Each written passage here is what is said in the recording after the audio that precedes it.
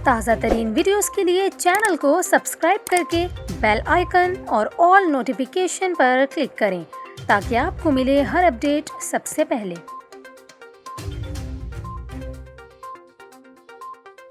और यहाँ पर आपको कराची से खबर दें, जहाँ दिल्ली कॉलोनी में 17 साला लड़की की घर से लाश मिली है। पुलिस के मुताबिक पंजाब चौरंगी के करीब दिल्ली कॉलोनी गली नंबर 5 में घर से लड़की की लाश मिली है, जिसकी शनाख्त 17 साला सौती के नाम से हुई है। पुलिस ने बताया कि लड़की घर में मुलाजमा थी, जबकि घर के मालिकान घर में नहीं थे।